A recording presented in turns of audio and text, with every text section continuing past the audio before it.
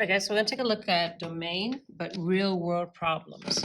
Okay, so real world scenarios often provide easy to determine restrictions on functions. For instance, if a function was to describe the GPA of students, there's a strict lower bound on the range, right? 0, and some upper limit that is based on the school or grading system being studied. Often it's a 4.0, but sometimes it's higher.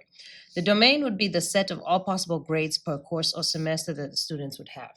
Okay, so let's take a look at some definitions because you're definitely going to need to know this in order to apply this. So all real numbers is everything you can think of. So that's decimals, fractions, square roots, negatives, positives, everything. Okay, so examples, let's say square root of 3, real number, 0.685, real number, negative 10.8, real number, positive 9, real numbers. So everything that you can think of, positive and negative.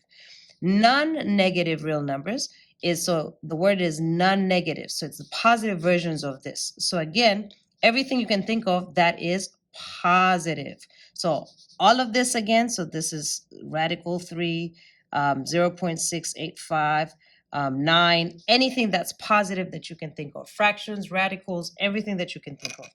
Real numbers between some constraints. Okay, this is everything you can think of between these 2 points. So for example, let's say you are looking for real numbers between, let's say, -3 and +3. That's everything inside these 2 restrictions. So including -3. So this is -3. It could be -2.876. It could be 0. It could be 1. It could be 1/2.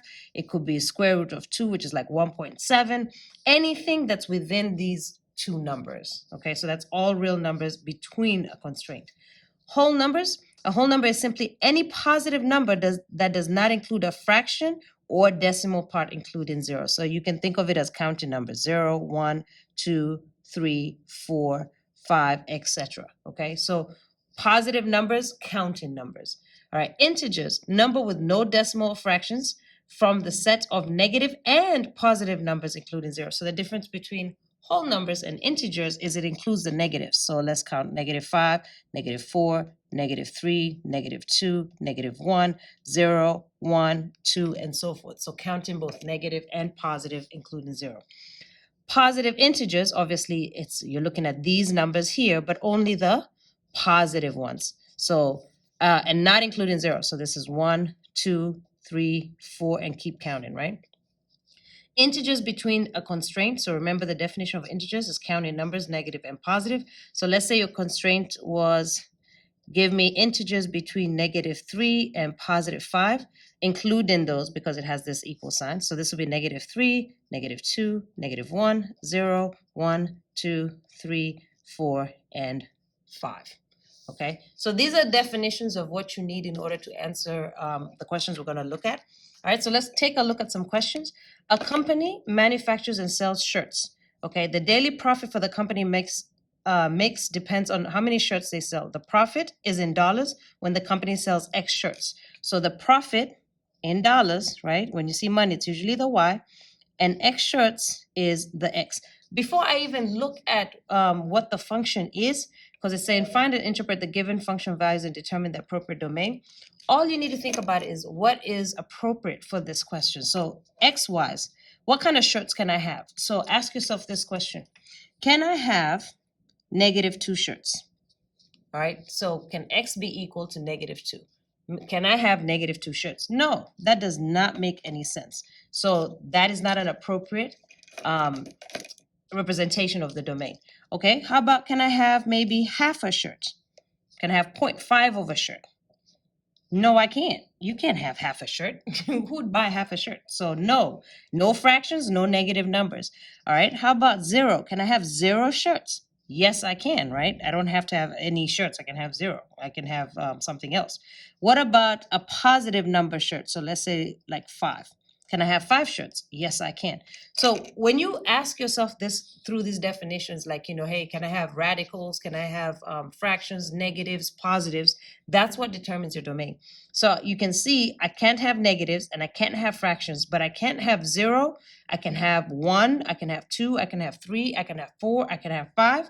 So that's the definition I'm looking for. So which one of these, and I'll give you a second, pause the video real quick, and tell me which one of these definitions will give me 0, 1, 2, 3, 4, and so forth. All right, pause the video real quick.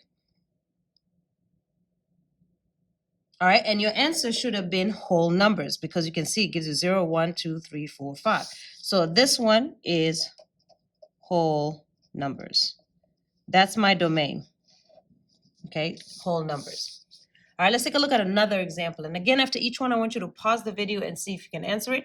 All right, after taking a dose of medication, the amount of medicine remaining in a person's blood spirit is in milligrams. After X hours, so hours is your X, can be modeled by this function. You can see it's an exponential function. Find and interpret the function values, determine the appropriate domain for the function. So you're looking again for domain, so hours. So think about time, even without even evaluating anything, think about the time. So can I have negative time? So let's say negative 1 hour. Can I have negative 1 hour? Have you ever heard of that? No. Okay. How about can I have half an hour? So this is a fraction, right? Can I have half an hour? Yes. So I can have fractions, but I can't have negatives. All right. What about positive hours? Let's say 3 hours. Can I have positive 3 hours? Yes, I can. All right. What else can I check? So we've done negatives. We can have fractions. We've done positives. Okay, can I get 0 hours? Let's check 0. Can I have 0 hours? Yes, I can. Okay, so I'm looking for the definition that allows everything but negatives. All right, so again, pause the video. Look at the definitions that allows everything but negatives. Everything. All right, so you should be looking at all real numbers because anytime you hear everything, you should be looking at all real numbers, everything you can think of, right? But I don't want negatives, so this can't be this one because that has a negative, but non-negative real numbers. So everything you can think of, that's not negative. That's the answer.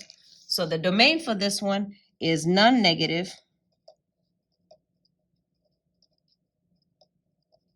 real numbers. All right, of course, we are going to ask you to do a couple more things than just give us the domain in real world situations. We're going to ask you to evaluate some functions, nothing you haven't done before, nothing that you should find difficult. All right, so let's go ahead and do this. So I'll start you off, but you're going to answer this question. Robert is hiking on a trail that goes north to south. If Robert hikes X miles, so miles is your X, north, his elevation in feet can be found using this. Negative X values would find the elevation if Robert hiked south. So that's something to keep on. So negative is south. Find X values, right? South, X values hiked south will be negative. And if you go north, it'll be positive. If find and interpret the given values and determine the appropriate domain for this function. All right, so what they're asking you is, can Robert have negative 5 miles? Now remember, this is telling you negative X values would be what? South. So can he have negative 5? He sure can. So evaluate this function at negative 5. So I'm going to start you off. You're going to put it in the calculator. So everywhere I see X, I'm going to put negative 5 and then minus 2 squared plus 250. What's that equal to? So you're going to put that in the calculator, put that answer there. So whatever he gets there means that Robert hikes 5 miles to the, so this was a negative, right? So which way is he going, north or south? Put that there. His elevation would be how many feet? So that would be the answer that you got here, because after negative 5 miles, how many feet did he have? Put that there. This interpretation, blank in the context of the problem, does it make sense or doesn't it make sense? So is he allowed to hike negative 5 feet? If he is, say makes sense. If it's not, say does not make sense. Okay, let's do the next one. So now that was negative 5. We're going to look at positive 3. And I'll actually do this whole one for you just to kind of give you an idea. So can he have 3 miles? So if it's positive, he's going which way? North. So if it's positive, he is going to the north. So I'll actually do this one for you. all right? His elevation would be something feet. So I need to plug that in to see what it is. So everywhere I see X, I'm gonna plug in the 3 miles. So this is 3 minus 2 squared plus 250. Put that in a calculator, 1 squared is gonna be 251. So when he hikes 3 miles north, he's going to have gone 251,